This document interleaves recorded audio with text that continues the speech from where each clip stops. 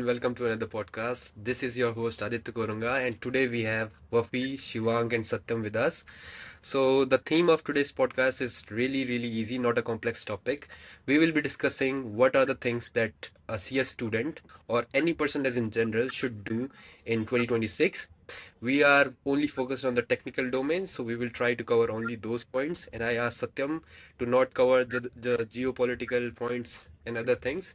We will have another session for that, but this is only for computer science and technical things.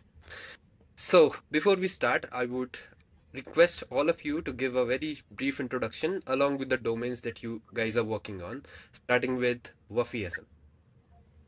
Okay, thank you, Aditya, and I hope everyone is doing well. Hi, Satyam. Hello, Shivank. And I'll just quickly introduce myself. My name is Wafi Hasan. I have around 6 years of experience working in cloud technologies, DevOps, and throughout my career, I've worked in telecom domains, infrastructure as a service, and currently, I'm working in the United Arab Emirates in Dubai. And the things that interest me are mostly like working on new technologies and then putting it out for the public. Like I like to write blogs, I like to do small posts on LinkedIn on various topics. And yeah, apart from that, I like football, I like cooking, and yeah, that's about it. Yeah, great. Moving on to Shivank. So, first of all, thanks Aditya for inviting us to this amazing podcast. And let me tell me something about me. So, I am currently working as a AI DevOps engineer in UAE, Abu Dhabi to be specific. And in my day-to-day life, I work with the AI deployments and how to optimize them. And as of now, I am enjoying this role. And yeah, so that's all about me. So, handing it Perfect. over to Satyam. Yeah, over to you, Satyam. Thanks. Hey guys, thank you for having me. So, starting with my introduction, my name is Satyam Dubey and I'm currently a fourth year student.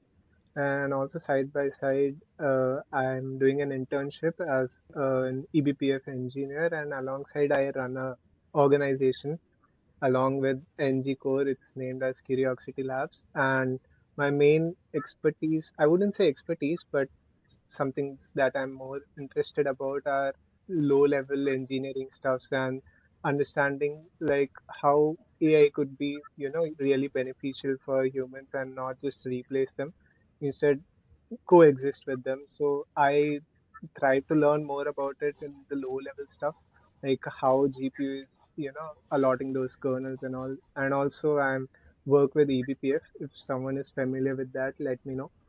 So yeah, thank you. Moving over to you, Aditya.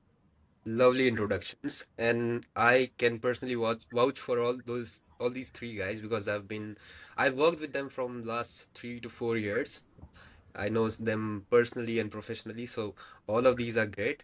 And now I assume that after your introduction, I assume that I'm not a popular kid, so I should also introduce myself to the audience.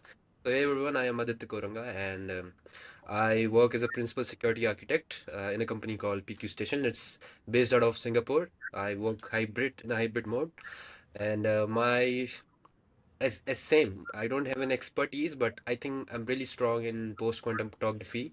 It's mostly on cybersecurity domain. So yeah, that's pretty much about it. And I'm really looking forward to how NgKore and Curiosity Labs are going to move forward and collaborate. So thanks everyone for your presence. So I want this podcast to be a more casual, you know. So firstly, I want to ask like few non-technical questions. So this is like the end of the year for 2025. Now I want to know like how was this year for you guys? What were the achievements? What were the ups and downs on all? Like a few lines of whatever you want to share. This time I would ask Satyam to initialize this. This year was quite very big and it had lots of learnings for me this time. So there were a lot of ups and downs regarding our organizations and all, and there were a lot of new things that I learned this year. So there is a lot of progress in AI and eBPF related integration projects, and they were quite fun learning about them. And I can say that this year was really great. Lots of things to learn. I cannot even list out the things. There are a lot of things that happened this year, and I hope other upcoming years are also like this. It was quite fulfilling, and I got to meet some really good people whom I hope to have the rest of my life with and build new projects with. So yeah, That's that really sweet, Satyam. Thank you. sure, Vafi. I don't know how to no, yeah, this was really a very good year. I love this one. It would Perfect. be the highlights in my life. Yeah, I agree. So are there any like now bucket list or the list of things that you want to do and achieve in 2026? Yeah, now it has been more of like the days go by, and each day I just get up, I have some to-dos, and I go through them, and whatever interests me, I go through them. It's not like I have like robotized my schedule. Instead, it's more of an exploring stage, like because there are new things coming up every day. It's 10 I o'clock. sorry. Oh, no, I think it was an automated voice. Yeah, ignore it. Yeah, so what I was telling is there are lots of new things coming up. So I always have to like reschedule my things and include new concepts and new things to learn about in my schedule. So yeah, currently it's more of an exploration stage, trying to understand what's going around in the world. So most of the time goes there. And my aims and goals are just to slow progress each day, and at the end there would be something great. Like Naval Ravikant sums it up really great. So just keep doing what you're doing, get good at it, and don't take count of time, because if you take count of time, you lose it and you won't be able to do progress in anything. It happens slowly, and great progress comes slowly. So yeah, I just focus on my next day, because we don't know, we might live the other day or not. So that's grateful for us. Yeah, I strongly agree to that. And I have few questions for this, but before that, I would like to ask Wafi the same question. So should I answer from a technical point of view or from like in general life? Like whatever you like. I think it should be general, and if you want to add the technical flavor on top of it, then feel free. Right. So this year was, I think, one of the best years in my life. I'll definitely remember it, and that's like a whole part of that is because I got married this year. So like that's the biggest Congrats. for me. Yeah. And I mean, apart from that, yeah, I mean, professionally also, like I think, as Satyam mentioned, there were a few ups and downs in the early part of the year, but like I got to realize that the people around me were really supportive, and like I really got to know the word team. Like till now, I used to just say it in theory, but I got to know that in practice when the team stood by me, and we just uh, helped each other through that difficult time, and like whatever it was, and then from there, like I think a lot of good things have happened. And yeah, I mean, overall it was a, I mean, mixed sort of a reaction, but like I still loved it. I learned a lot, technically also, and in like in general about life, about how I do things, like my habits, where I have gotten wrong in few places, and how I can, make up for it. And yeah, I mean, overall, it was just lots of learning, lots of emotions, lots of experience, and I guess that's how life should be, and that's how life is. So like I really enjoy it, and I guess compared to the past years, it was more, I think, happening, if I can use that word. And yeah, I mean, it was also good. Like most of my colleagues, even like who were working with me now, they are doing quite good, and they got their, what should I say? They basically launched themselves this year, because I was seeing them work hard for the last 3 4 years, giving everything, and the results were not proportionate at that time, of course. But right now, what they are learning, what they are, doing out there, and even in terms of earning, also, like I'm very happy for them. So I mean, yeah, it was a very good year, and I'm looking forward to the next one. Yeah. Beautiful, beautiful. It's great. That. That's really great that you guys are sharing those experience. I can definitely relate to it. And as you guys are saying, this year is like by far the best year for me. And it's happening from last 3 years. Like the third last year was best. Then the last year was also best. And this is the best out of best. So yeah, great. Now I would like to jump on to Shivang. Shivang is like more of a silent killer and lone wolf. So yeah, Shivang, how was your experience this year? Okay, so it's a tough question. I mean, 2025 is more than just a year for me. Like, I'm still digesting that 25 is over and we are heading to 26. So, starting in the starting months, I was working in a company in India, and then I shifted here to UAE. So that's a different part for me because I usually don't go out of my comfort zone, and this time I took a bait and come here. I created some new friends and doing some really cool stuff in my life. uh, but this year changed a lot for me. I mean, I'm the things I did in theory, only theory part, like I learned the how artificial intelligence works, how LLM works, and then I'm implementing it for the real use cases, like how public can utilize them to make their lives easier. So that was the part for me.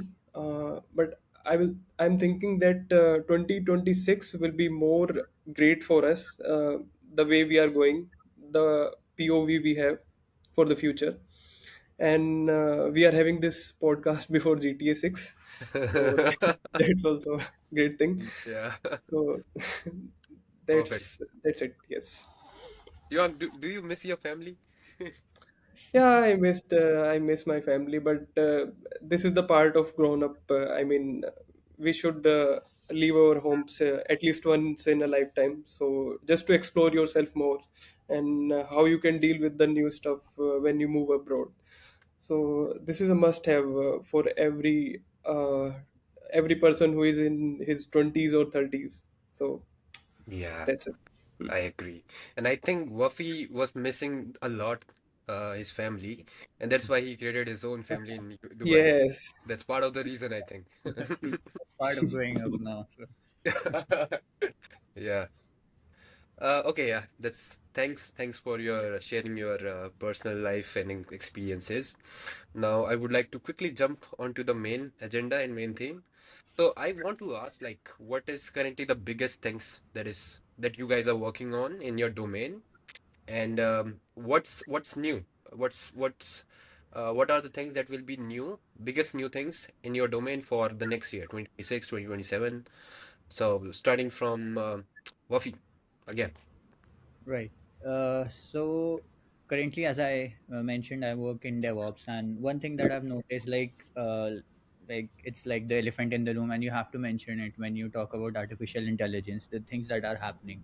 So it's like whenever you're talking about a career in tech, especially nowadays, like AI has to come like in some form or the other. So like it like at this point of time you need to realize like there are certain things which AI cannot do, and there are certain things that it is better at than humans for sure.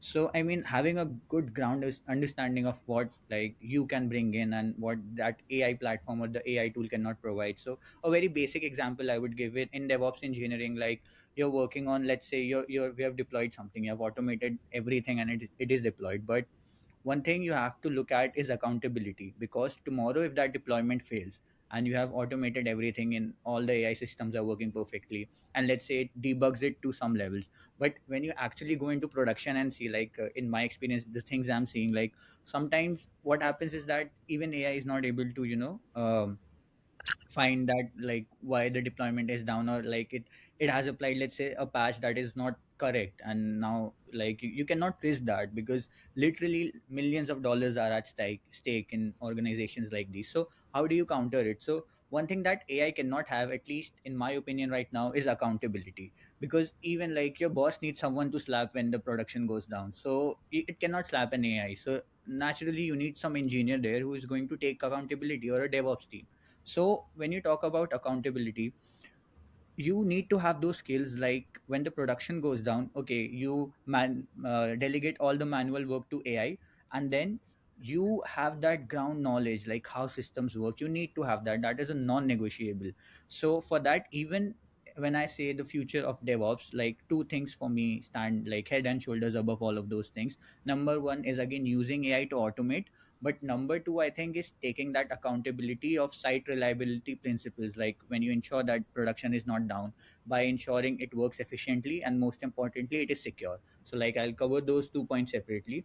You need AI for, let's say, you have 5 pages of logs. It's just a very small example. 5 pages is nothing.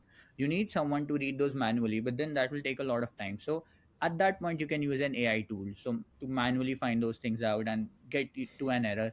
And then based on that, you need to have some sort of manual switch where when you see that error, okay, now this is the error, this would be the possible solution. So you can trigger your let's say you have another AI to apply some patches on your Kubernetes cluster or something, so you do that. So but then there needs to be a manual switch in between so that it does not happen automatically, because if something goes wrong in the middle, then it's like it will be a very big problem. Again, you lose millions of dollars. And again, like in many cases, security comes into question. Security is also very important.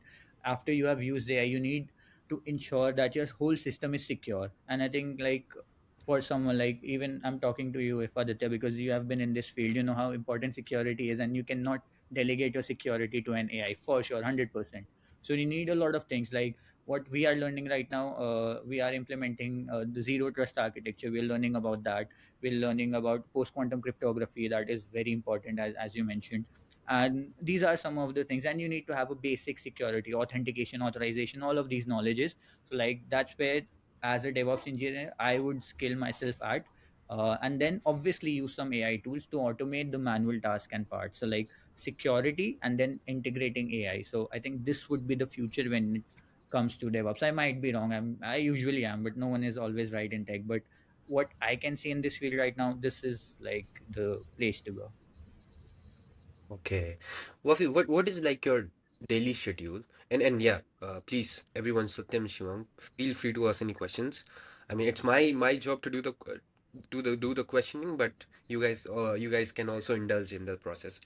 Wafi, what is like your daily schedule? What are the things that you do and maintain in your like day-to-day life from Monday to Friday, Saturday? Okay, so daily schedule revolves around that only. Like, obviously, I cannot share everything, but like Yeah. to a very general extent, what I can say is that we have some deployments. Like in this company where I'm working, they did not. I was the first DevOps engineer, so like I'm leading the team over there, and they did not have anything. So we created the automation pipelines from scratch for the various applications they have. We created CI/CD pipelines. They have multiple secrets, and then you have to ensure that those secrets are again rotated properly every time. They are secured in a, let's say you have a HashiCorp vault. You use that kind of technologies, you integrate it with your CI/CD. That is one thing. But once you automate the deployment, and after the you design the architecture. After you design the architecture, then you have to implement those, and after that you need to put in monitoring tools to see like they are being monitored properly. So like if I get a project, this is like the basic steps that I take: architect, implement, and then monitor. And then it does not stop. It's a never ending process. And then in between, you get a new project. So like then you have to handle those two things at the side. But the most important thing is to spend a lot of time on architecture and proper implementation. Use the best practices and document those things properly. Because if you don't, like after let's say there was no error for a month, and then there was suddenly an error, and now you don't have any documentation to refer to. So that is a very very big problem. So like that's what I spend my time on. Like I have engineers under me. Like we have to some are looking after infrastructure, some are looking at the pipeline. So manage them, coordinate them.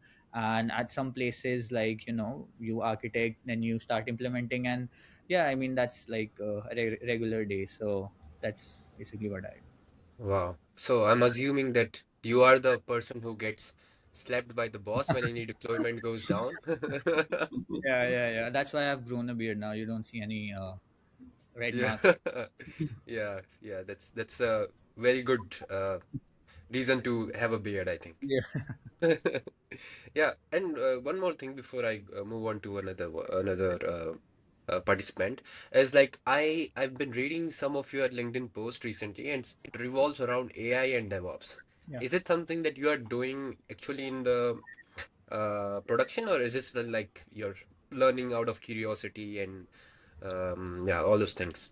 To be very honest with you, I currently have implemented a few of, like, it's not like it's completely using AI and dependent on AI, but a few parts of it we have integrated right now. And of course, like, you have to test and learn. And I think even NgKore, they are moving towards AI ops, where they are working with DevOps and AI to build a AI ops platform. And the whole goal is, again, is to delegate the manual and the manual intensive tasks to AI, so that the humans can think and architect the system for themselves, and then once in a while take help from AI. So that's what we're doing here. And yeah, I think not completely dependent on AI, but of course moving towards it and learning it. So Yes, so humans should always keep in loop for now with the AI part. I mean, it can decide on majority of parts. It can suggest you a good architectures and all that. But human in the loop should be a good point to have when you have some production requirements. Yeah, someone like constant reviewing on whatever your AI does. I think yeah, because I'll share some of the things. We work on the cryptography part. So cryptography is like it should be very like memory proof. It should have like side channel resistant. Mhm. Simple memory leak can cause a lot of issue when it comes to cryptography. So we like most of the time we look into the code and implementing by our own, but lately we have realized, okay, we can't tell AI to do all the cryptography, but at least see like use it in like against the attacks. Okay, what are the attacks that could be possible by reviewing the code? And because in then it comes like we have network analysis tools, so the logs there are like GBs of storage already, so it's not like possible for human beings to review it and constantly review it again and again. So we do use AI in a lot of stuff. Yeah, I have a few more points, but now I would like to ask Shivank the same Mhm. question. Can you Like, repeat the yeah, question? like what are some of the biggest things going around in your domain and you are actually working on, and what are the next big thing in 2026? Again, all revolving around your domain and the work that you guys do. Okay. So, talking about my team is really agile, and they are open to new discussions and ideas every time I go to them. So, for me, I am working as a DevOps lead for them, and most of the part, the deployments and all are auto auto triggered, and they are kind of automated as of now.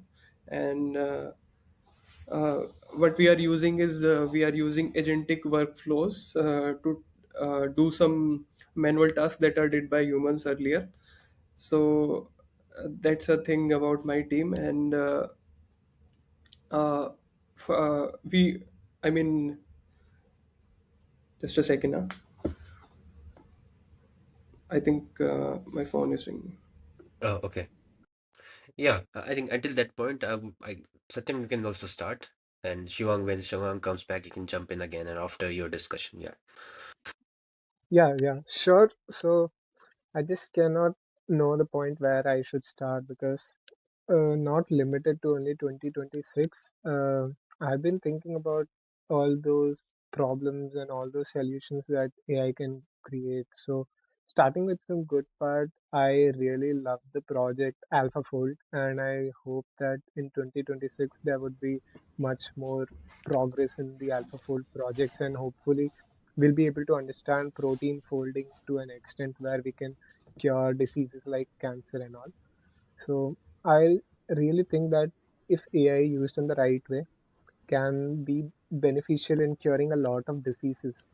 And I really hope if we can solve those things, that would be one of the greatest contributions done by AI for the welfare of the whole mankind.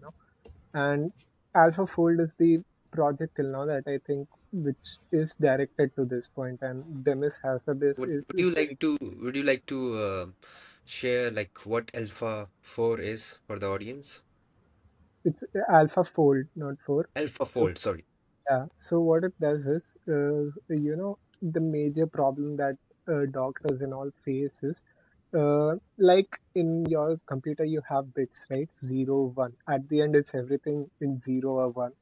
But in your DNA, there are different proteins that you have, and each protein's arrangement and their structure both matter what kind of cell it would create.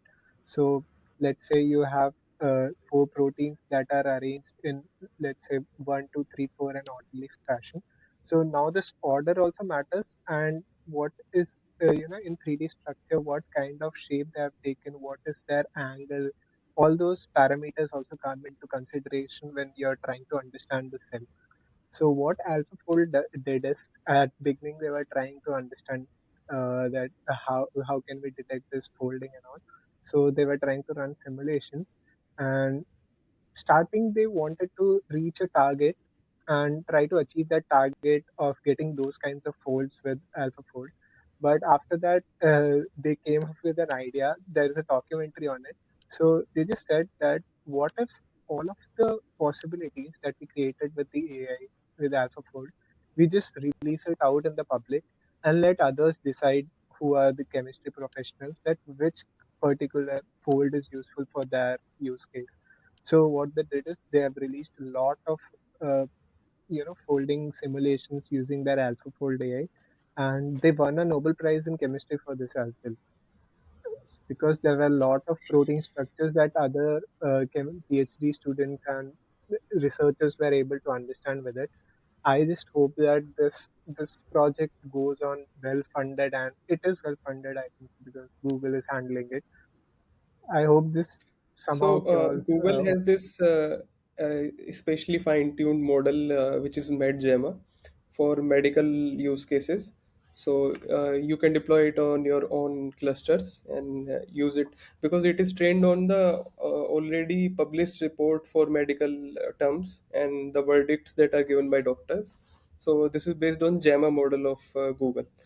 So there are specialized LLM models also available in market for So use can cases. I take this AI model? Is it MetaGem or some MedGem? Sorry, Met Gemma. Gemma MedGemma, plus Med. MedGemma. Hmm. Okay, MedGemma. So can I pitch this product or I mean a tool to like any local doctors, or is it like that much polished or stable at the moment, or is it still ongoing? Yes, it's stable, but as I mentioned earlier, there should be a human in loop. So what I Hmm. suggest is using this Med Gemma as a receptionist or assistant to a doctor, Oh, okay. and if there's something critical, it should redirect the patient to the doctor, and initially Wow. it should handle all the low level things.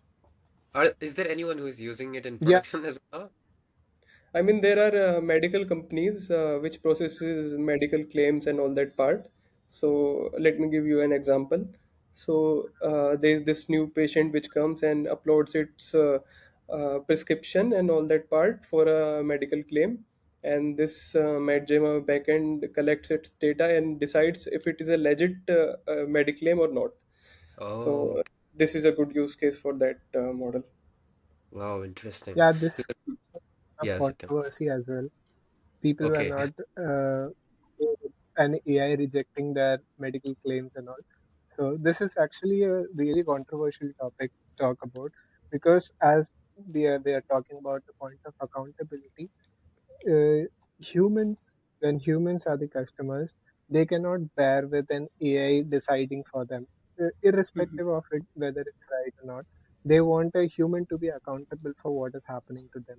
So, for example, let's take an example of a car accident that happens with a AI automated car, and the driver was sitting at the back, and due to this accident, some human lost their lives. So this is not something like, if human drivers are driving the car, people don't die. It's not a new thing. But this time, AI has created a death. Now, the big question is, what will happen? The person's family, where would their anger be directed to? They don't know. Should they direct their anger towards the government that allowed for such AI vehicles to be on the road, or it should be directed to the companies that made the AI models? But we know that AI models are black box. and you don't explicitly program each and every neural network to fine tune it. Just give them data and let it work on its own. And you cannot blame the driver, of course, because he's not driving the car now. So a very big question of accountability would be raised in such scenarios, and same could be replicated to a scenario where you're using Medgemma or other models for your personal, like counseling use cases. And the big problem over there is sycophancy. So if you would have heard this term, it is very famous. So sycophancy is basically an employee following everything his manager says to him and does not give him the hard truths. So you would have seen all these LLMs are very big sycophants. They will do as you say them to do. If you just say an LLM to just generate an idea and a POC on something that is impractical, it will give you that POC, and you can paste it on the internet and start at the start of the matter. It might attract some attention, but later on people would understand that this is all fake. Like recently, there were some vulnerabilities in curl that was raised as a PR, but those Yep. vulnerabilities were fake vulnerabilities. It was all AI slop. So things like this, where AI becomes a person who just wants to satisfy your needs and does not want to tell you the truth, that thing becomes quite challenging to tackle. You cannot actually go and fine tune it. You don't know because it's black box. You don't know where the issue is coming from. And with having such large models, it becomes really hard for the humans to work on it. Then there comes one ideology that people think that uh, it comes from mostly, I think, say Elon Musk's side. He says that every LLM should say the truth at all costs. So no LLM should be allowed to lie to you in at any cost. But this again is a thing. Let's say you're a person who only says the truth at every time. What happens is, okay, you're trustworthy and everything is good with you, but you cannot make conspiracies, which in turn makes you weaker and psychological games. Now, what happens is other LLM models that do not follow this norm, that allow themselves to lie to others, they become really good at negotiations and manipulation. What happens is they get power. I know this is not a good source of power, but power is evil. Lots of ways. There are lots of evil ways to get power, and if you're giving an evil person such levels of power, then it becomes again troubling to decide whether I'm being manipulated or whether I'm being said the truth. And you can see already that lots of youth, they share their personal problems with ChatGPT, what is going on in their relationship life, and people have really lost the ability to do critical thinking on their own. And this is lots concerning. The father of AI, Jeffrey Hinton, he's one very good person in this regards, that he has the power to say that I don't know what is going to happen, because you have some person who is a college dropout and he says that AI will do this, AI will do that, and the godfather of AI says he's not sure what will happen with AI. Nobody is sure whether it would be a good thing, whether it would be a bad thing. But one thing is really clear, that if you have a knife, you don't judge the knife whether the knife is good or bad. You judge the person who is holding the knife. So if you want to judge AI would be good or bad, you have to judge that who is holding that power. It was same with nuclear weapons, it would be the same with AI. You have to know that the person who is holding the power of AI, whether he wants the welfare of society or he's just yapping about it all the time. So this is a very interesting part. And also, I forgot to mention one really great project that's going around. It's called Neuralink. So Neuralink, it's mostly about BMIs, where you just plug in a computer into your brains, and I hope it becomes non-invasive. Seriously, the surgery and all things, it's done by a machine for now, but I hope in future we'll have some communication technologies where we would just wear a cap on our head, and from the neural networks on our brains, all the signals, it would be able to detect what message we want to give to the computer. And I think so there are people working on it. So they say that keyboards have become a very slow piece of communication with the device, and I want something that is faster than this. So they are building on these stuffs. And there was a scientist at Meta. He came at Star Talks. So Star Talk was just a podcast where Neil deGrasse Tyson and some researchers worked together, and he was talking about some current problems that we have in understanding the brain. So what happens is when you go and read the brain, what is doing, how is it coming to a decision. So there was a debate on free will around this as well, but let me leave that for now. So what they were doing is they were doing some fMRIs and MRIs and trying to get what are the neurological signals being sent in the brain, and can we replicate it with AI? And fun fact, they're learning these signals with AI as well. So for understanding your brain, they're using AI. Yeah. And what they find out is, at some fundamental levels, how LLMs are designed is quite comparative to how our brains work. But there is lot of noise in our brain. Lot of noise. Each part is giving some other signal, and the major problem that is happening right now is trying to separate that noise from that information, crucial information. I hope there is some advances in this as well.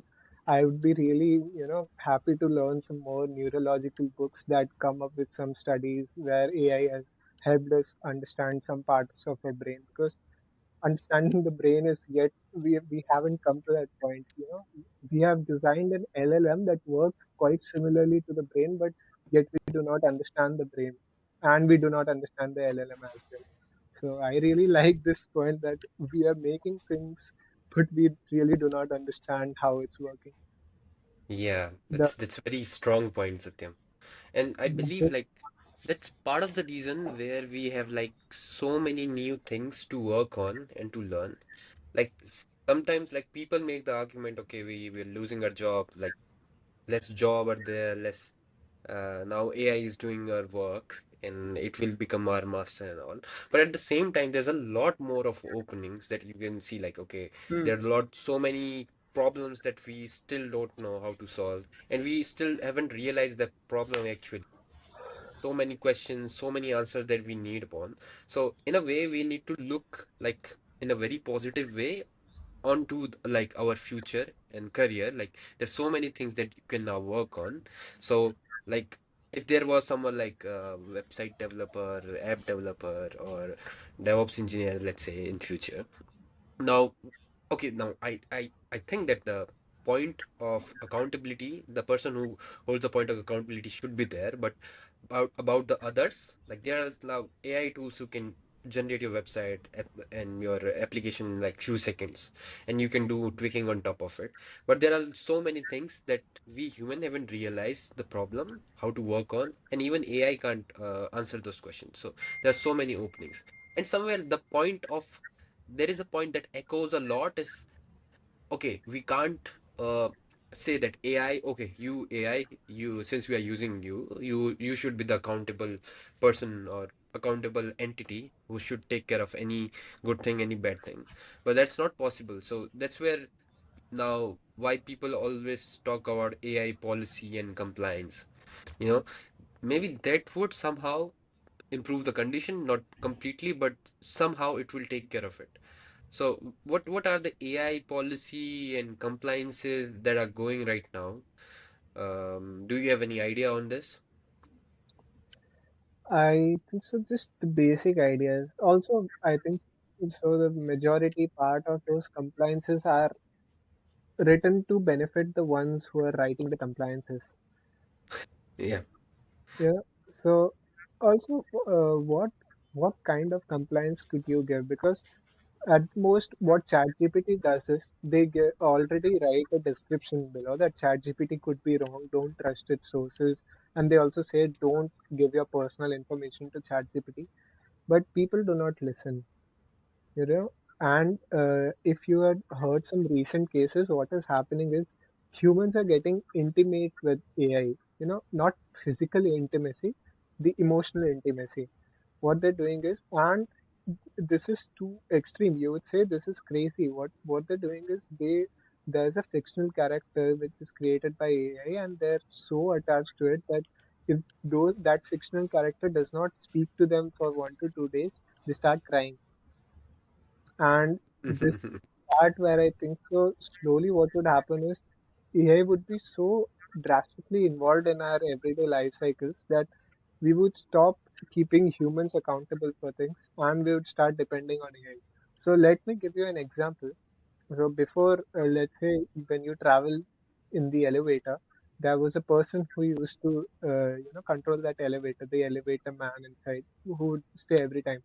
But in today's world, people do travel with elevators, and elevators are completely controlled automatically. You don't need the man, and still you trust the elevator, and you're going through it.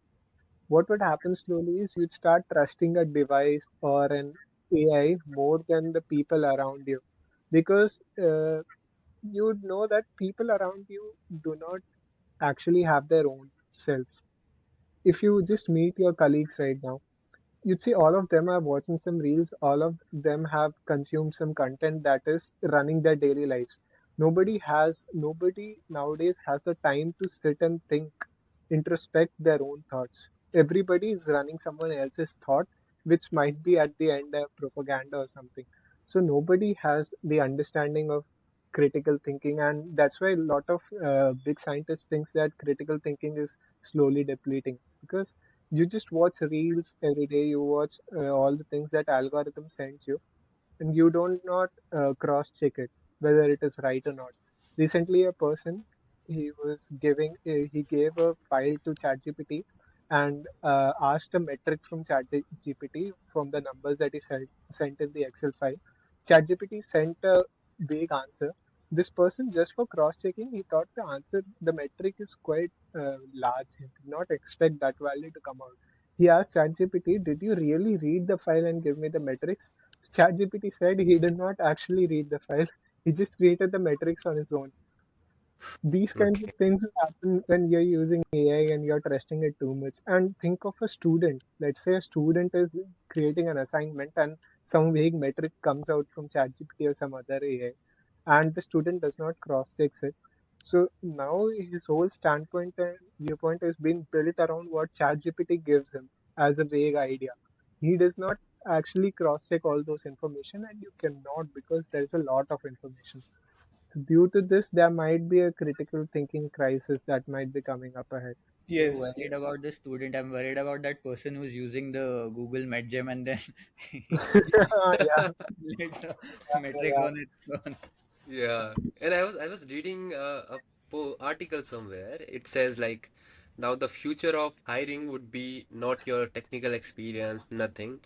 It would be straight out critical thinking examination Hmm. for every job role, See, regardless we of a are domain. we are offloading our mental thinking abilities and all the capabilities to That's AI quite and other interesting. parts. Like first we did for the physical activity part. So Yeah. we used to travel by walking and earlier in times, and now we use cars and all that part. So we have these gyms, physical activity gyms.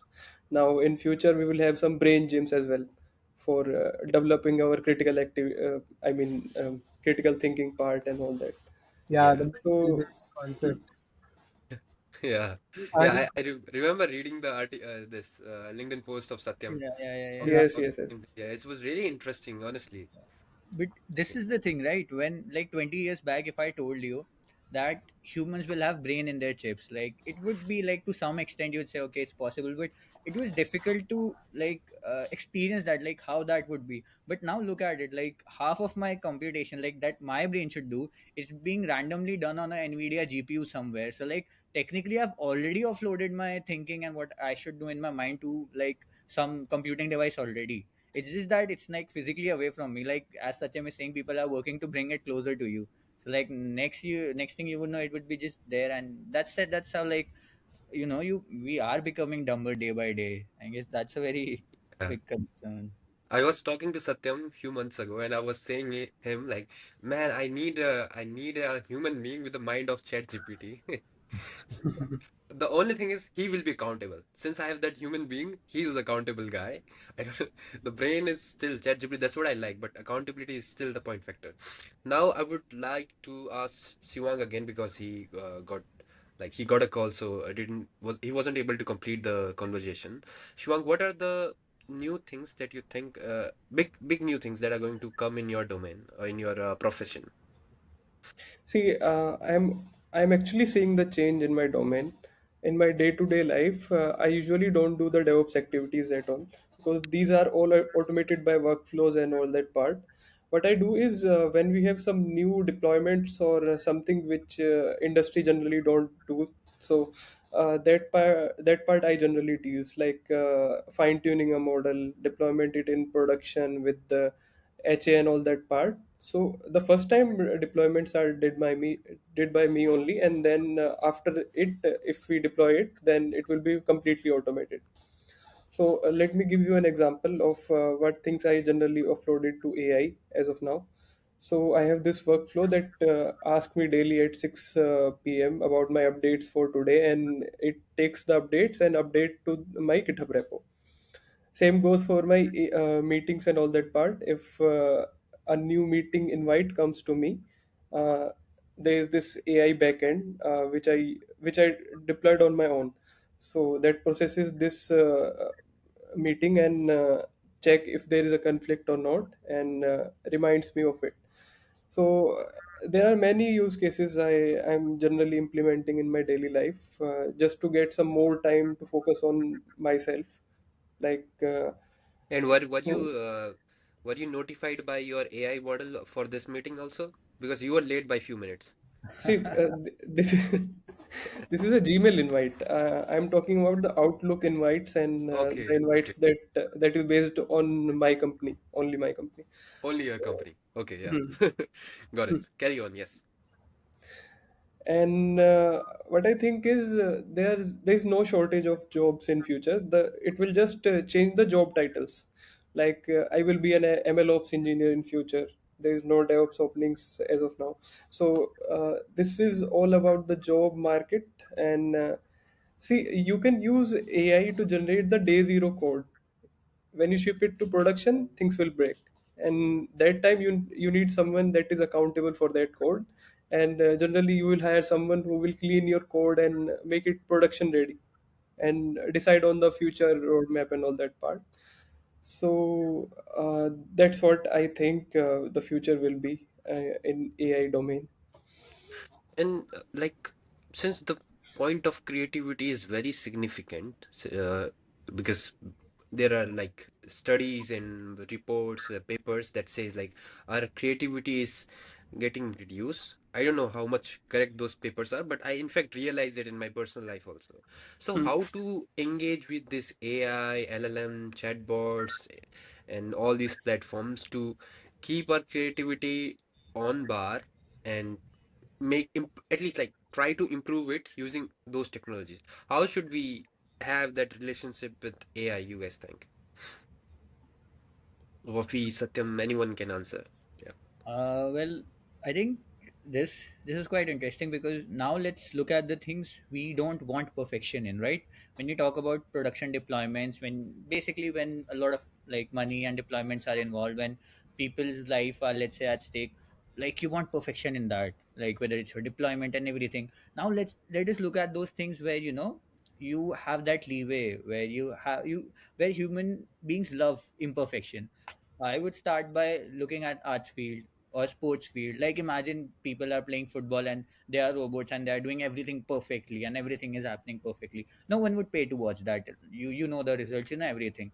So sports like these, activities like let's say cooking, where you get something to experiment with, to taste with. Like if you do all of those things that are that stimulate your mind, and basically these are like your creativity gyms where you can go out once in a while. So for myself, I think I would place myself more in sports to just get, because once I'm on the field playing football, I don't think there's lots of like any competition or anything around me. I can just you are in that moment. And for some people, it I think to a certain extent gaming also, like it's ironic, but still, like gaming, like Shivang was talking about GTA 6, you were talking about God of War. These are the things, like you can do random things, you can explore all of those things over there. And apart from that, you have the arts field, you draw something, you write something.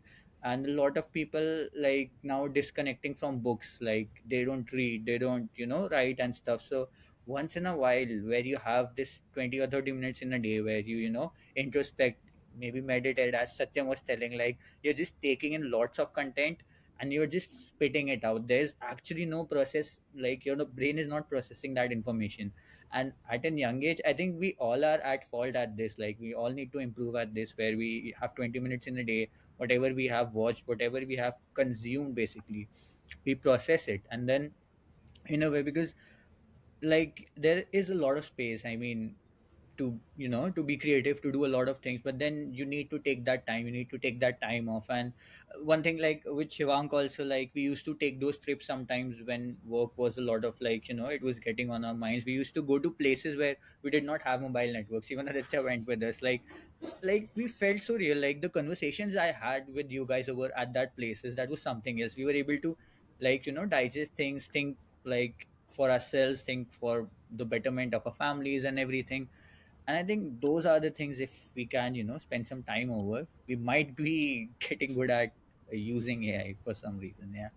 Yeah, because I think like if there is a student or like an engineer, junior engineer, what they only care about to is to like get things done. So he doesn't care whether its creativity is getting reduced or what are the side effects. He just want like his work to be done, you know. But that is the main problem why they are like not focusing on the side effects and the way they are engaging with these AI tools.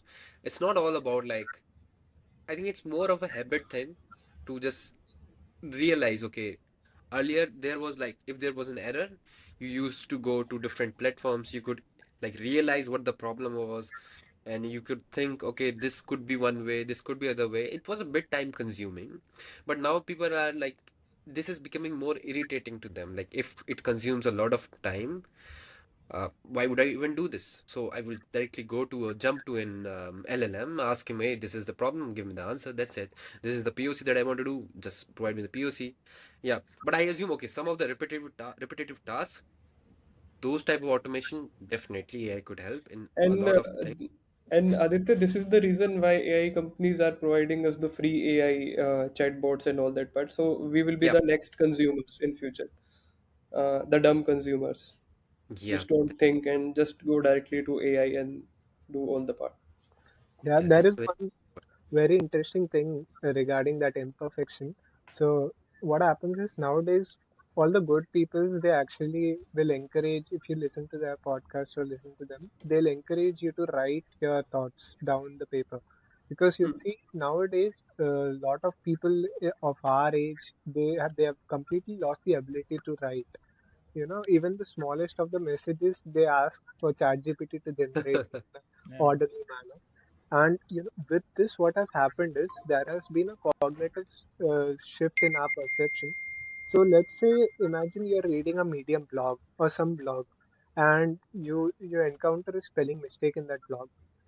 What you'll think is this mistake is the proof that this was written by a human person.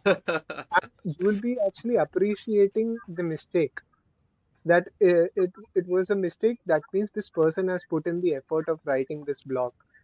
And in our before AI eras, when we made a spelling mistake, we would be scolded by our teachers that you made a spelling mistake here. You will cut your half marks. But nowadays, what teachers are looking for is the spelling mistakes. If a Yeah. student has done a spelling mistake, that means he has not used ChatGPT or some other AI, and that sometimes in my emails, Satyam, I intentionally put like some Hmm. mistakes so that yeah. I mean, it's already written by me, but it's written like I don't want the false accusations of using AI. I Yeah, yeah. I don't know, But like I shouldn't care about this, but I don't know why I care about this. So I put Like like okay. you should start taking offense if someone finds your email, someone finds your contents AI generated. Just start taking offense. Like, okay, this is not good. That's Yeah. that's it. And I mean, regarding the imperfection thing, I think that's really nice. I mean, like we are not designed like that, humans, and I think That's one aspect like that really fascinates me now. I mean, growing up it was all about perfection and making things automated, robots are cool and everything, but now if you look back, writing, spending time in nature, in the gardens, playing with friends and everything, like that's also a very stimulating and important part. And I'll tell you this funny thing, like how things have changed. Like I was watching like the cartoons, like today in the morning only I was watching Oswald, if you remember Oswald and Noddy. And if you look at the difference between Oswald and like the uh, like my wife was saying this to me, like look at how the cartoons have changed. Like if you look at Oswald and Noddy, it's like very slow, calm, peaceful, it's a lot less stimulating. But if you look at the cartoons and movies of today, like a lot of things are happening. And then Hmm. it's natural, like if you take a kid like that who has watched cartoons like that to a quiet place, he will not like it definitely, because he needs that kind of stimulation where things are happening, and you're consuming a lot. So I think we all, I mean, I need to personally improve in a lot of things regarding this. And not just because, like as Satyam mentioned, you need to get your brain back. I mean, from whatever it is in right now, we need to get it back. It's scaring me right now, I don't know why, but yeah. Yeah, that makes a lot of sense. So But Satyam, like, yeah, it is yeah, a go on. really good opportunity as well. Yeah, You know that everyone else around you wouldn't even put a little bit of effort to reading that book. You wouldn't put a little bit of effort into doing one more deep research into that topic. yeah, Now you have that opportunity to do that one extra effort yeah, and yeah. be come into that top 1% of people who are actually still retaining their capacity of critical thinking. So this is also an opportunity if you look at the bright side. You will be able to connect with people who think like you and they have that critical thinking in them yet. So that's an opportunity as well. I take it in an optimistic manner that if you could do this now, then that is the best thing you can do at all. But like anyways, we can't like completely say no to AI. We have to use it. Okay, Sure. whether you want to or not. So how can we, Satyam, how can we use those AI tools for our betterment, for our mental So betterment, or yeah. personally, what I do is I abuse Google's deep research feature. So if you have Gemini Pro, you can, if you, I was reading this concepts of U probes and K probes and Fentry and all those things. I just went and did deep research on how do they work inside the Linux kernel. What are breakpoints and how are trampolines optimizing things? If you can literally do a deep research and read the whole deep research on your own, you know, you have to sit there and read that whole 5 to 6 pages on your own. If you're able or capable to read that, there is a lot of information that that deep research would have for you. And there will be a lot of new words, terminologies that you'll have for you. There was one very interesting point that I heard from some really good personalities that they were talking about. Nowadays, people do not have words. You know, that moments when sometimes you're just thinking that what would be the right word for explaining this term. Can you imagine that we do not have the right kind of words for communicating with each other? Our communication has dropped down to such a level where we'll say, like, yeah, this thing, that thing, like vaguely pointing out to some nuances. You don't have that precise word for what you're saying. That is reducing your communication power as well. And this reflects when you're writing your thoughts down. You know, when you're writing, you don't know exactly what is the word for this, that thing that I'm feeling. These all things can be improved by these simple practices of reading and writing. That's why it was very crucial for us to do, because people think that, like, let's say mathematics, why do I want to do 2 plus 2? I can just use a calculator, right? But what you see is that the people who have skipped these mathematics and they cannot do basic arithmetics, they cannot understand the beauty of an equation, what the equation signifies. They cannot understand it, and with that you lose the ability to link those mathematical equations to the theoretical aspects, what it is trying to convey to you. All those things comes with the ability to do the basic arithmetics. That's why it has been very crucial for you to do basic addition, multiplication. There was one very famous reel recently. So let me just ask you guys a question. When you say three twos, three twos are six, right? So can you just list to me what you're saying? Can you explain it to me in addition terms? What three twos are six means? What are we doing here? So there are three twos, one three, second three. Yeah, So these three three, plus the three twos equals are to six. six. That's what you're saying, right? Yeah, Mhm. you're wrong in this because what you're actually saying is three twos are six. Means you have to write 2 plus 2 is equals to 6. That's what you're actually saying. Three twos, meaning 3 times 2. The twos are coming 3 times. So three Yeah. twos are 6. That's what you were saying. And these are very basic things that we learned in our initial days, and we do not know what we are saying. We just wrote memorized it. So what we are actually saying is 2 plus 2 plus 2 is equals to 6. Three Mhm. fours are 12. That is 4 plus 4 plus 4 is equals to 12. This is what you're saying. But you think that you are saying 3 plus 3 plus 3 plus 3 is equals to 12. That is one other thing that you'll realize when you start reading, writing, doing things slowly at your own pace, and giving yourself time to learn concepts. Sometimes when you learn a new concept, you don't instantly understand it, but when you sleep on it, you get up the next morning, suddenly it clicks, and then all those neurons connect and you understand something new. Yeah. And like I really like your point of this deep research and then actually reviewing it and trying to understand it. What I personally do, like some of the things is um sorry, there is some background noise from someone's mic. Shivank, yeah. Yep. Well, there is some background noise from your end. Would you mind muting yourself?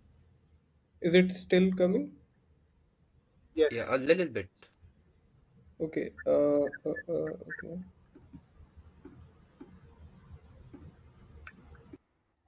Yeah, it's better now. Okay, since you're muted.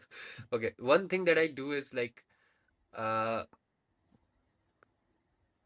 I use these AI tools actually always on to like um polishing things. Like if I write a blog, okay, if I architect one of my products, if I do a file structure, if I go with this method, then if I do this, then I'll always ask AI to polish this method. Okay, this is something that I did.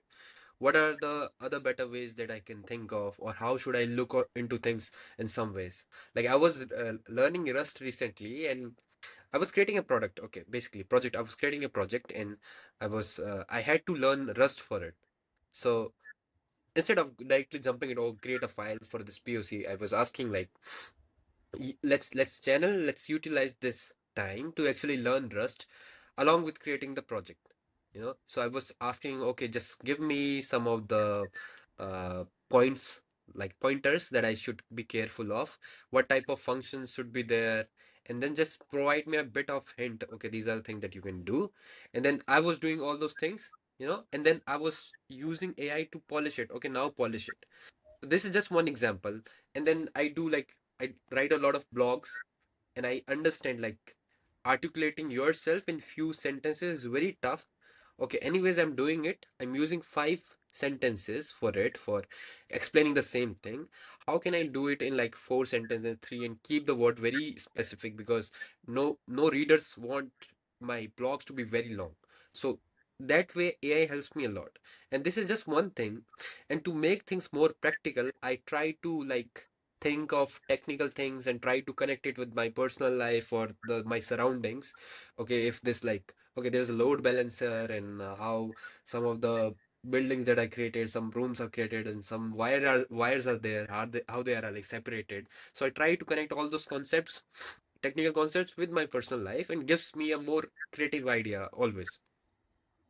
And yeah, so these are some of the things that you guys can keep on mind. And Shivank, are there any things similar that you do in your personal life to make your creative mind like exercise your mental mind or creativeness? Are there any things that you do? Yes. Many of my teammates generally use cloud code. for their daily projects and code building part.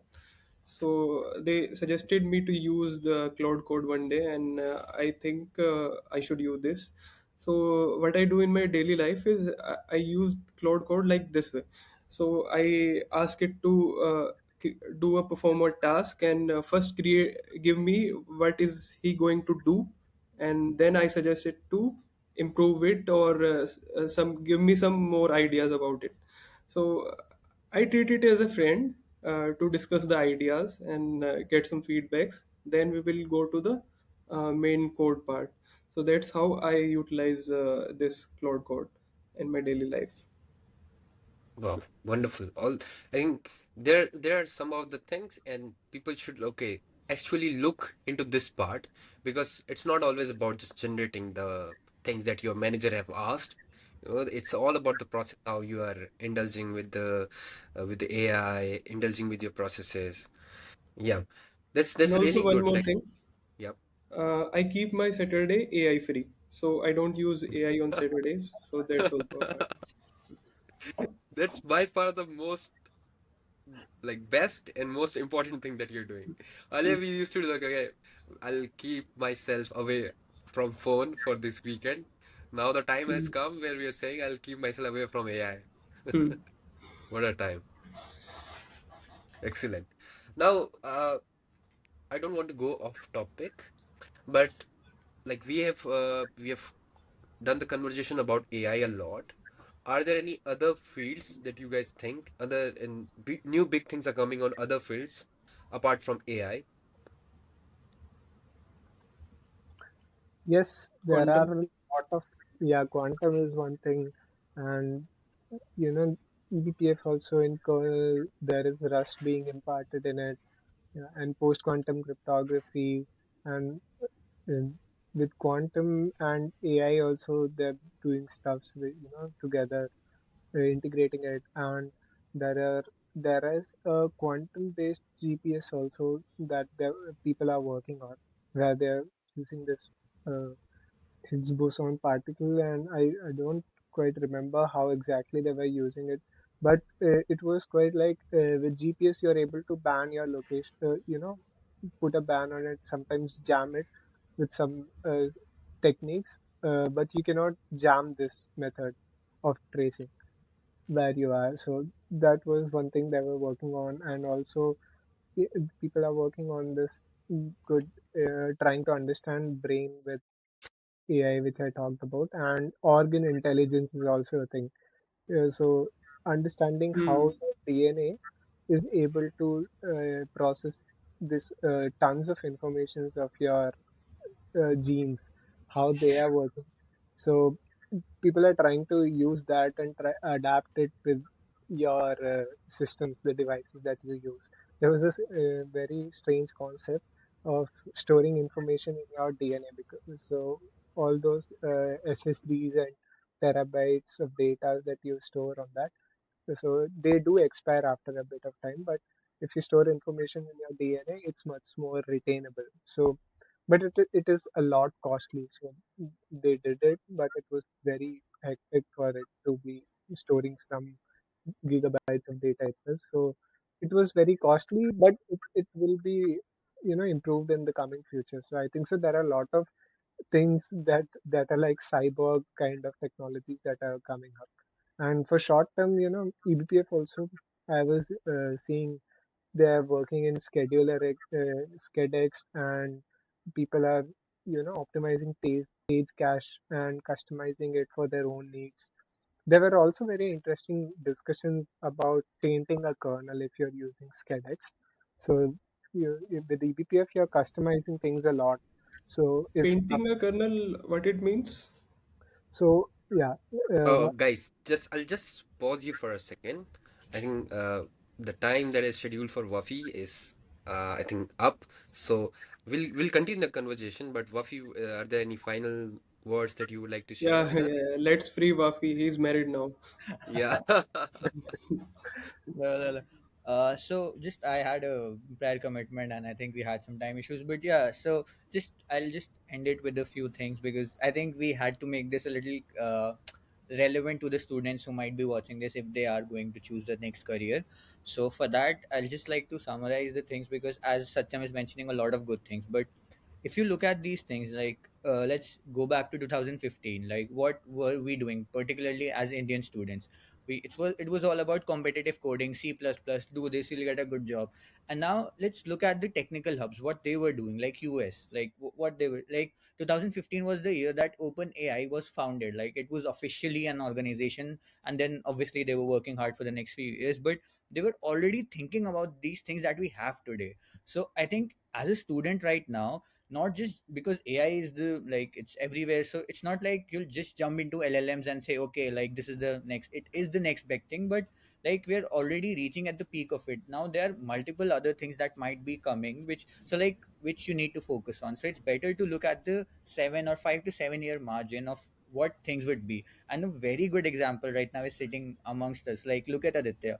I think 4 years ago, like no one had any idea of post quantum cryptography, except like there were two people who were talking about it, the TANist. Like these were the two organizations that were talking about this. And now look, like after 4 years, like I think in the last 4 months only, he has explored half of the continents in the world. So just because those 4 years, he just, like, when no one was working on, he was there doing those things dedicatedly.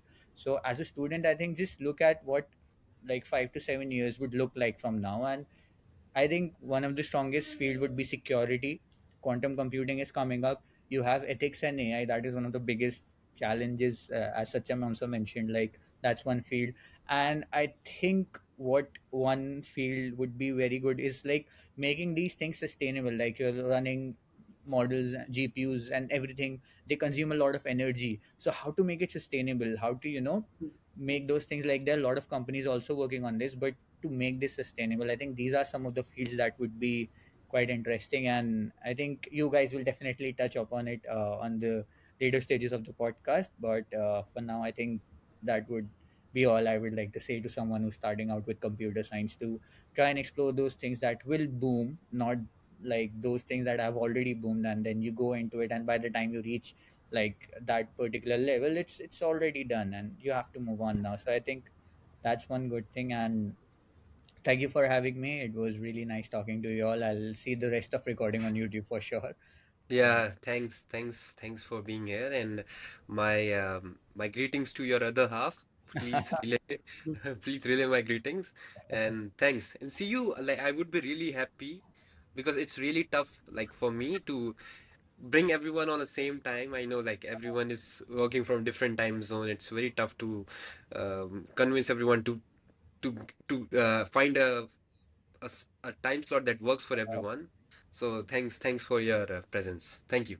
no worries. And Thanks. one more thing, the topics we just discussed in this podcast today cannot be just concluded in just a podcast. So, what I suggest is we can host an event in India around this same thing, Cloud Native Security India, or any chapter whichever you like, and we can invite some contributors as well, which we have in NgKore.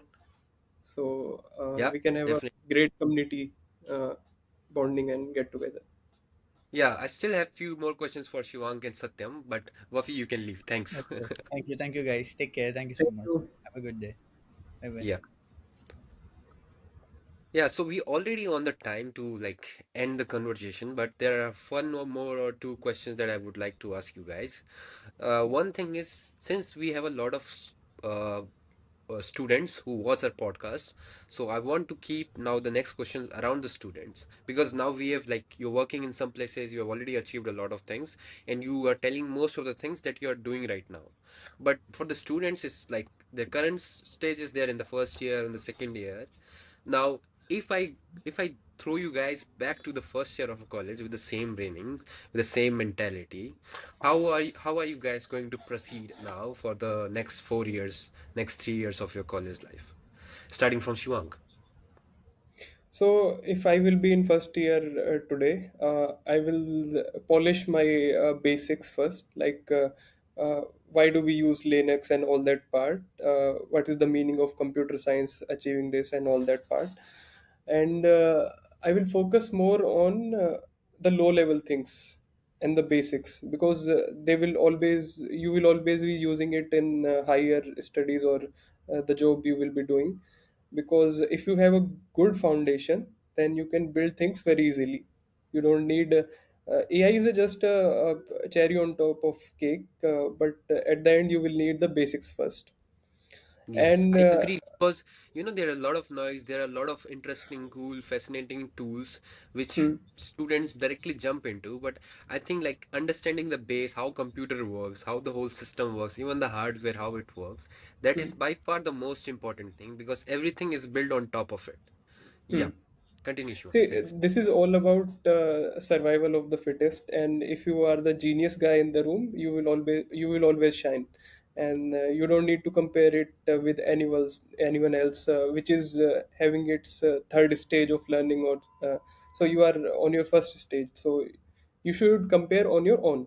Like if you are improving daily, then it's good. You are doing your job, and what I say is.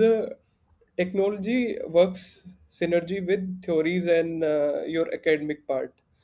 So, what I suggest the students that are pursuing bachelor's today also pursue a master's degree from a college outside India, and do some uh, research on niche technologies, like there is this quantum, artificial intelligence, how to improve chips, hardware, low level design, embedding engineers.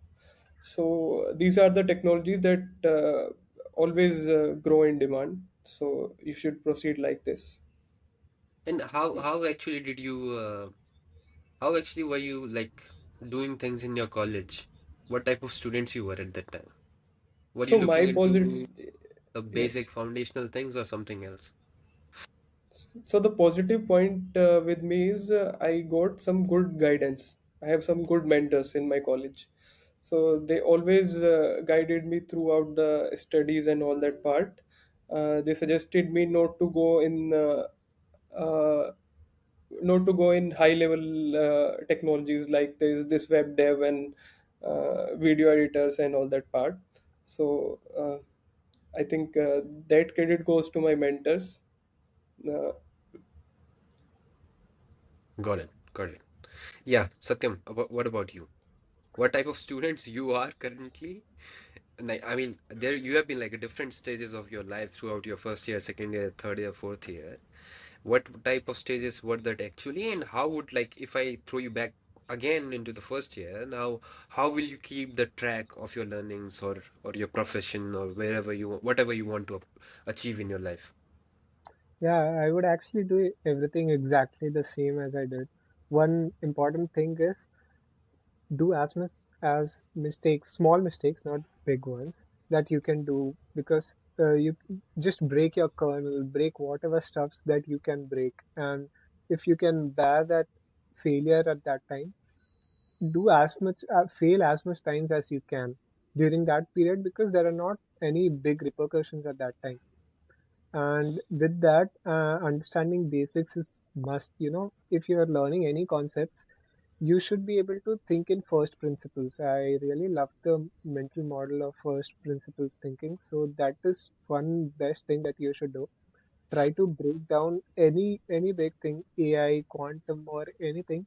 If you cannot break it down to its very first principles, you don't understand it yet. So the problem with not thinking in first principles is that you'll have to memorize a lot of stuff. And I'm 100% sure you cannot beat AI in memorization.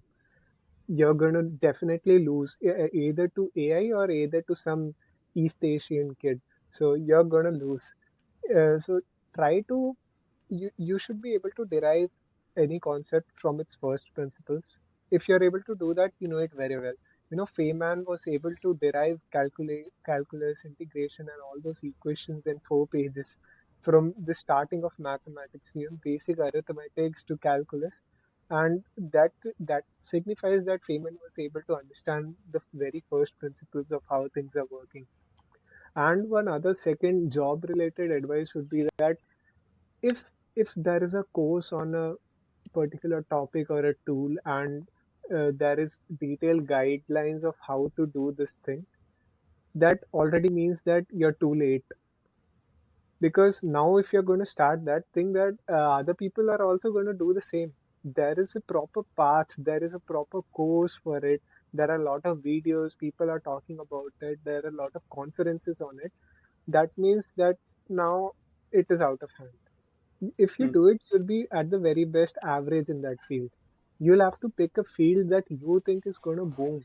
So, like Wafi gave a very good example of PQC. So, Aditya started it 4 years back itself, and people are just now talking about it. And because now they are starting to talk about it, they want some experts to guide us, and that is people like Aditya. And that's where now people like Aditya are high value persons. So if you want to be a high value person and a person who is really, wealthy in terms of wisdom and money, you will have to pick something that is not easily accessible. People have to put a lot of effort into understanding that thing itself. So very low level stuffs, very basic stuffs, where you put some one step extra, you put in that effort to reach a point and you reach something that you think that there are not lot of peoples in it. So there are very many open source talks that I see that are very great. MCP had a new security enhancement protocol and it had only 200 views. So you see this, right? In the whole world, people are using MCP, and there are only 200 people who have seen a very crucial security issue of MCP. So if you're seeing those videos, if you're in those places that are not, the road not taken, if you are in that path, that means you're at the right path. And if it's gonna surely boom, then you will be the first person that everyone wants to talk to and wants to learn from. So I Hmm. hope that you just don't go into that AI is the trend. So you don't try to self-analyze your expertise and just do because everyone is doing AI, I will do AI. And you do not understand the fundamentals, and after 2 years, you don't have a good job, and you're even if you have a good job, you don't like the work. What good is life? You're just wasting your time. You're renting out your time and getting some amount of money, and you cannot get that time back. You're wasting your youth doing something you don't want to do. So if you don't like doing AI, you hate LLMs, just go find your thing. No need to stick with what everyone is doing, because there are, of course, very different fields. AI is just a buzzword because everyone is doing it, and certainly you cannot just bypass all those PhD and researchers. If you're starting now, you're saying that I'll just start now with mathematics, and after 1 year, 4 years, I will be the top of the league. uh, you'll have to first understand the basics. It's not something like that. For just a job, you're sacrificing and doing stuff that you don't want to do. Try to do as much exploration and mistakes that you can do, because you're in college and this is the right time to do all these things. Because after that, in company, they won't allow you to even touch a single thing out of your domain and Yep. you won't be able to learn anything. Hmm. Yeah, and also the thing is, it's never too late. Like some students come up to me, they say, "Okay, we have not done computer science in our 11th and 12th. We are already too late." I think like the biggest freedom that you have in colleges is to try and break and make any mistakes as much as possible and try to like learn from those things. So it's never too late. Even if you started, let's say, working on cybersecurity for 1 or 2 years, but then you realize is I was going towards cybersecurity because it was making a lot of noise, but I was not really interested. So don't do it. Like no worries. If you think like web development is still that you enjoy, be an extreme guy in that thing also. Like no worries. Hmm. Like if AI trend is going, whether it makes the money or not, that really doesn't matter. It's like if you're doing extreme in any possible things, you can like you can achieve a lot of things and you can make money. But also at the same time, go ahead of the market. As Satyam said, there are already a lot of courses in web development. If you go and try to learn the same thing, because one thing is you don't know a lot of things outside of the scope. You only know web development, app development. If you want to do it in a very extreme way that like nobody has done, and then provide your way. But if you also want to utilize that energy on something that the industry really wants, some problems that they've not really figured out how to solve it. Those are all the things that you can directly jump into and try and test out different things, do whatever you like. At the Now end, I be a player. Be a player. I mean, adapt fast, learn fast, and you should be good in learning things. So technology will come and go, but the player will exist, always there in the field. Yeah. Now I need a little more help from you, Shivang. Like some students have asked me to be more specific in our podcast to do these things, because the above knowledge we understand, the idea we understand, process we understand. But what are some of the go-to things that they can actually do? Because I believe like some of the things everyone should, some of the prerequisites everyone should learn in their college. What are those specific things? Specific things like tools or language or some learning, whether it's computer networking, operating system. Be more specific and try to help the students now. Okay. So the goal is to find your field, like the kind of field you like to work in. So the first thing I will suggest is explore all the fields you have in your mind, like list down the things you want to explore, and one by one keep it exploring in the first year of college, and then in the second year, uh, short shortlist the things you loved working on, and try to join the communities around it. Like what I did in my college is I I work with EBPF and I love to work with it. So then I joined this community on Linux Foundation, and when you talk with the same thinking people like you, so you will learn more, and with time you will get some feedbacks also, like how you should have to shape your career in the same field. So that's the go-to part I will suggest to every student to get started in technology. And what are some of the subjects in school, in colleges, that you think that are still valuable in some sense? A lot of subjects and syllabus is like out of like out of presence. I don't understand why they teach us, but they Operating system. are there some subjects like that? Yeah, operating system is Yes, one really. I think it's really system really important. designs, system designs, and System. you should learn some basic languages like C++, Python. At least you should know how data structures work there, because that's the foundation of every system we are working on today, and how things work in Linux and all that kernels. And So And one more this is the basic thing, you should learn. Hmm. you should perfect your English language first. If you can understand lots of new terms, because CS is majority every all those terms that they make, schedulers, this sycophancy, all these terms are just English terms. If you can understand English properly, you'll be able to understand majority of the discussions of really good people, because they use really big terms at that point of time and at that position. If you can understand English really well, by just the name of the technology you'll be able to understand what they actually want to talk about. So that is And one. especially the communication part. For extra co-curricular activities, you should also do and try to learn how to communicate with people, how to market yourself, how to present yourself in communities. So you should be a part of communities that are not related to technology only. So this is a balance. You should keep the balance in between your life and technology. So at the end, we are human beings, and we have some personalities, and we should shape our personality for the society. So hmm, yeah, and always question the things that you're doing. It's not like some like college senior or bhaiya is telling you to do this. hmm. I mean, he could be right, he could be wrong. I'm not saying like completely, but always try to question the things. Okay, like the the thing that I'm working on, is there already a solution? And if that solution is not like really really great, then try to find a better solution or go test out different things. Yep. And anything, Satyam, apart from like your fourth year, what are the things you should have you did in your first, second, third years, and you would always suggest anyone to do the same?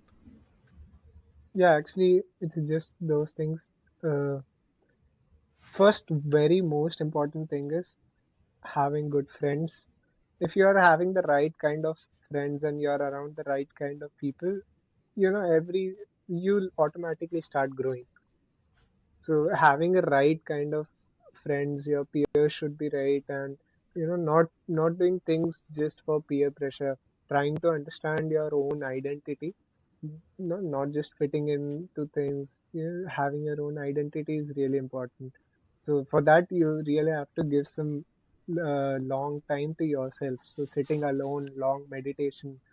You can have long walks where you're just alone in the park and trying to understand some interest of yours. That if you just observe your thoughts, you'll have an understanding what type of things you're into, what things you like, and what are the things that you're just doing because of peers, because your peers are doing that.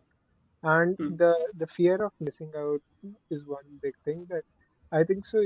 You should uh, first acknowledge it, because we are biological beings. Everyone would have it that I am lagging behind, everyone is doing better than me, all those kinds of things. Because at the end what matters is, are you doing better than you were doing before? That's the only thing that matters in the end. So try to build an ideology around it, because if you try and compare yourself, there is no end to it. You'll start comparing to everyone, and you'll always feel inferior if you do that. There's Yeah. always someone who will be better than you in things. So yeah, try to compare yourself with how you were before, and if you're growing, then that's the good direction. Yeah. And one more advice for first yearers. So go and make a girlfriend. Yeah, sure. That's the best one. So Hmm. can you help us also, Shivank? Can you like relay my CV to them? Like someone who is That's why we interested. don't have a girlfriend, Aditya. We can have a separate session for that one only. Yeah, that is the more important discussion I think we should have. Yeah. But if you have a good career and good partner in your life, I think 80 to 85% things are sorted. You don't have to look after many things after this. So this is a personal advice I want to give everyone.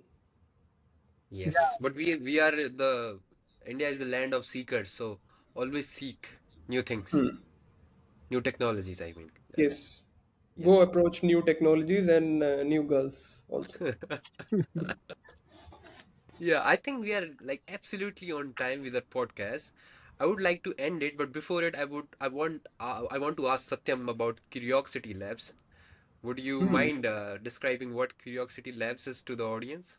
Yeah, actually, it's just about, as the name suggests, it's about curiosity in technology. So whatever projects that you have in mind that you want to take a bet on, that I want to try this, I want to try this new stuff, try to build and test it. So Curiosity Labs is there for you. So you can we are all open source and you can contribute to it. You can come and learn things over here related to AI, UDPF, whatever you talk of, anything. We are open to any technology, and we are just trying to understand, fulfill our curiosity that we have, try to do new And things. Satyam, how can I join this community? If you can drop a link in video description as well, that will be great. Yeah. Yep. So And the thing is, the team is same, more or less. yeah, The yeah. NgKore team is going to be a part of Curiosity Labs. The only thing is, the in Curiosity Labs, Satyam and Nikhil would be our boss. That is the only difference. There is no boss. No, boss. We are Yeah, against the boss culture. There is yeah, exactly. there's just one Right. concept of Hmm. leadership, and I hope everyone can be a good leader. And there's only one job of leadership, that is to optimize coordination. I think so. Yes. The leadership's main duty is that uh, you can have lot of good people, uh, and if they're not well coordinated, you're headed to dead end. They won't work together. Having Messi and Ronaldo and all the good players in the same team, what do you think? You will make the best team out of soccer? No, that would be a highly uncoordinated team that is going to lose all matches, because like in football, you need coordination. You need them to pass to each other and not have their ego conflicts, that I will be the one scoring all the goals. So I think so. Leadership has the main, uh, accountability for that. Try to reduce all these conflicts and have good coordination in the team. The one who cracks coordination and the vision for the team, then that, even if you don't know anything, you have bunch of the students who are new to computer science. If they're coordinated and working together in the same direction, you're going to do great in future. Yes, I'm against this hierarchy, all hierarchy things, but I believe that I think that there should be someone who knows how their team members work, what is the way of their work, and instead of forcing them to adapt our way, align their way with the other team members and other with the vision of the team. That's how a team would be successful. Yeah, Yes. Yes, forcing someone kills creativity, I think. Yes. exactly. Like all thing is like we need a Kubernetes orchestrator. I think it work is not to push, okay, you will do this. Its work is to how to orchestrate between those things, how to like when there's a resource limit, so that everyone can have like equivalent same opportunity, and then how one should work and how the way of work of them is. That's orchestration we want someone to take care of it. If someone Hmm. have like cracked it, I think you'll achieve a lot more things than you have right now. Okay, with that words, I would like to end this podcast. Thank you so much. And we're thinking of hosting podcasts like once in a month, once in 2 weeks. So I would be really happy if you guys can join further more podcasts like this. Thank you so much. Thank you Okay, for guys. having. Thank you so much for inviting.